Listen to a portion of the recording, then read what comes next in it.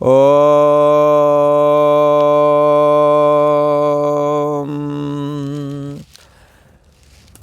श्री योग वासिष्ठ के उत्पत्ति प्रकरण में श्री वशिष्ठ जी महाराज बोले, हे राम जी, वास्तव में तो एक अनादि अनंत और परम कारण आत्मसत्ता ही अपने आप में स्थित है और उसमें भावना के बस से जगत दिखता है। जैसे सोना अपने आप में स्थित है पर पहनने वाले की वासना के अनुसार आभूषण के रूप में दिख रहा है, ऐसे ही वो चैतन्य सत्ता अनादि है, उसका आदि का पता नहीं, अनादि, उसकी उत्पत्ति नहीं होती इसलिए उसको अनादि कहते हैं, और उसका अंत नहीं होता इसलिए उसे अनंत कहते हैं। अनादि और अनंत परम कारण, जगत का कारण माया है, माया का भी कारण परम ब्रह्म परमात्मा है, इसलिए उसको परम कारण कहते हैं। ऐसा जो अनादि और अनंत परम कारण है, ऐसी आत्मसत्ता अपने आप में स्थित है, अंत किससे नहीं आता। हाँ, जैसे हमारे शरीर समय पा कर के माता पिता के रजबीर से गर्भ में पिंडाकार हुआ और इसके बाद बाहर आया, धीरे धीरे बढ़ने लगा, तो समय पाकर जन्मा, समय पाकर बड़ा, समय पाकर के 42 वर्ष की अवस्था के पास बाद में अपक्षय होने लगता है, अर्थात घटने लगता है, वृद्धावस्था की ओर जाता है, और वृद्धावस्था के बाद 60 के बाद में जरा अवस्था लगती है और शरीर हड्डी हड्डी रह जाता है और एक दिन जीवात्मा उड़ जाता है। तो इस प्रकार से ये समय ही धीरे धीरे करके बढ़ाता है, धीरे धीरे घटाता है, धीरे धीरे एक दिन अंत कर देता है। परमात्मा कैसा है, शरीर का अंत तो समय कर देता है, इसी को काल कहते हैं, काल खा जाता है।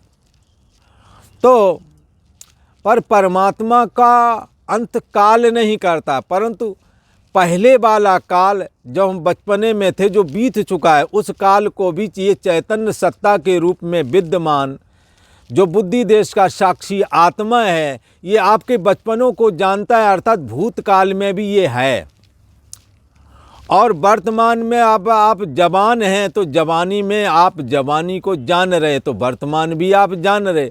भूतकाल में जब बुढ़ापा आएगा तो उस बुढ़ापे को भी आप जानेंगे, अर्थात ये चैतन्य सत्ता भूत में भी है, वर्तमान में भी है, और भविष्य में होगी नहीं, है बनी रहती है। ये भूत में भूतकाल नहीं होती और भविष्य में भविष्यत काल नहीं होती है, नित्य वर्तमान रहती है। इसलिए अनादि और अनंत है, इसका अंत नहीं होता। बचपने का अंत हो गया, भूतकाल हो गया बचपना हमारा, पर हम वही वाले हैं, हम भूतकाल नहीं हुए, हम आज भी वर्तमान हैं। जवानी हमने देखी इस शरीर में, जवानी नहीं रह गई। ये जवानी को भी जानने वाला अभी बचा हुआ है। अब वृद्धावस्था का शरीर दिख रहा है, अब दिख रहा है तो इसका जानने वाला वही वाला है जो बचपने और जवानी में था। तो बचपना जवानी भूत हो गई, भविष्य वाला वर्तमान हो गया, वर्तमान का भी वर्तमान मैं, भूत का भी मैं, भूत का भी भूतकाल में भी वर्तमान काल में ये चैतन्य सत्ता ही थी। भूतकाल जो बचपना गुजर गया उसको जानने वाला आप, और जवानी गुजर गई उसके आप, और बुढ़ापा गुजर रहा है इसको भी आप जान रहे। ये शरीर भी गुजर जाएगा, तथा देहांतर प्राप्तिर धीरज तत्व न मुह्यति। उसी प्रकार एक दिन शरीर भी छूटता है, पर शरीर के छूटने पर मरण मूर्छा के प्राप्त होने की वजह से इस बात को एहसास नहीं कर पाते। और दूसरी वजह ये है कि बगैर गुरु और शास्त्र की कृपा के बगैर, गुरु के उपदेश के बगैर, जो सतगुरु महाराज हैं, जो तत्वदर्शी महापुरुष हैं, जो ब्रह्मनिष्ठ हैं, उनके उपदेश के बगैर कोई भी उस अंतर्यामी आत्मा में विश्रांति लाभ प्राप्त नहीं कर सकता। और मरण के समय में अतिशय वेदना होने की वजह से मन मूर्छित हो जाता है, मूर्छित होकर के परम ब्रह्म परमात्मा में लीन हो जाता है कुछ समय के लिए। ऐसे ही जैसे कोई घड़ा पानी से भरकर समुद्र में डुबा दें तो घड़े का पानी और समुद्र का पानी एक हो जाता है, ऐसे ये शरीर में मौजूद जो जीवात्मा है, ये इसके अंदर जो चैतन्य सत्तात्मक चेतना है, ये चेतना और ब्रह्म चेतना जब मन मूर्छित हो जाता है तो जैसे घड़ा समुद्र में लीन हो जाता है, ऐसे ही मानसिक चेतना, सोने जागने वाली चेतना जिसको जीव चेतना कहते हैं, ये ब्रह्म चेतना में लीन हो जाती है। परंतु उस ब्रह्म चेतना में जान करके मैं ब्रह्म चेतना में हूँ ऐसा तो ये गई नहीं। जैसे सुषुप्ति अवस्था में हर एक जीवात्मा घन जड़ता में डूबता है, ब्रह्म में लीन हो जाता है, एक हो जाता है, परंतु ब्रह्म में लीन होते हुए भी जान करके तो गया नहीं, अनजान में गया है, गाढ़ सुषुप्ति में गया है। और बाद में सुषुप्ति का भी अभाव इस चैतन्य सत्ता के द्वारा जाना जाता है। तो कहने का मतलब यहाँ चैतन्य सत्ता अनादि और अंत है, अंतहीन है। भूतकाल, वर्तमान काल, भविष्यत काल इसके रहते आते हैं, इसके रहते चले जाते हैं। हमारे आपके शरीर इन तीनों कालों के द्वारा ही नष्ट हो जाते हैं, परंतु ये चैतन्य सत्ता जो बुद्धि देश का साक्षी आत्मा है, ये नष्ट नहीं होता है। इसलिए इसको अनंत कहते हैं, अंत वाला नहीं है।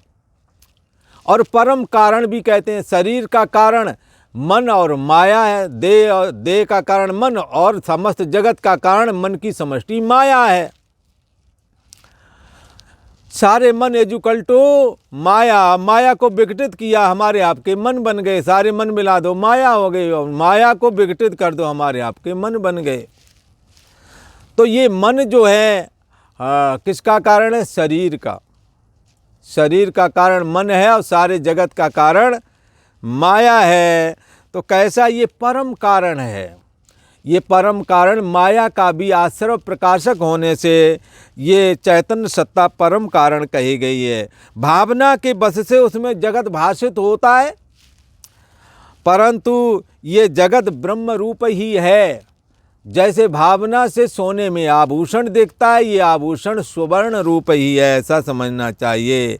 जैसे जल और तरंग में कुछ भिन्नता नहीं होती, तैसे ही राम जी ब्रह्म और जगत में कुछ भिन्नता नहीं है। आत्मा में जगत कुछ द्वैत रूप नहीं है। ये आत्म सत्ता सदा अपने आप में स्थित है। जैसे आभूषण बनने से कुछ दूसरा बना नहीं, अपितु सोने की ही अभिव्यक्ति आभूषण के रूप में होती है, ऐसे ही आत्मा में ये जगत रूप द्वैत अहम त्वम इदम आदि, मैं मेरा तू तेरा करके यह द्वैत रूप जगत कुछ बना नहीं, बगैर बना ही भाषित हो रहा है। आत्मसत्ता ही इन सभी के रूप में अपने आप में स्थित है, ऐसा कहा। और उसमें जैसा जैसा चित्त स्पंदन दृढ़ होता है, तैसा ही तैसा रूप होकर के भासता है। जैसा मन में आप सोचोगे स्वप्न वैसा ही आएगा। ऐसी मन के अंदर आपकी जैसी वासना होवेगी, जगत वैसा ही दिखने लगता है। परमात्मा में जगत की अभिव्यक्ति वैसे ही होती है जैसे सोने में आभूषण की अभिव्यक्ति होती है। जैसा चित्त स्पंद दृढ़ होता है, तैसा ही रूप होकर के भाषित होता है। राम जी जैसे बानर रेत को इकट्ठा करके उसमें अग्नि की भावना करता है और गोल चक्कर में बैठ जाता है और बीच में बालू होती है, सभी को लगता मैं आग ही सेंक रहा हूँ, पर वो बालू का जो ढेर है उसके आसपास बैठे हुए हैं और भावना कर रहे मैं आग सेंक रहा हूँ। ऐसे ही यहाँ भी समझना कि भावना के वशीभूत ये चैतन्य सत्ता ही देह और जगत के रूप में भाषित होने लगती है। तो उन कहते हैं अग्नि की भावना करते हैं और तापते हैं, तो उनका शीत उसी से निवृत्त हो जाता है बानरों का, कि अग्नि ऐसी भावना कर लेते हैं, आपस में चिपट के बैठ जाते हैं, शरीर की गर्मी मिलने लगती है और उन्हें लगता है कि मैं आग सेंक रहा हूँ। तैसे ही ये परम ब्रह्म परमात्मा निर्दोष और सम है। राग द्वेष में भी द्वेष में द्वेष वाला नहीं और राग में रागवान नहीं होता। सुख और दुख में सुख के परिस्थिति आने पर सुखी नहीं होती और दुख की परिस्थिति में दुखी नहीं। तो ये कैसा है, निर्दोष और सम है परमात्मा।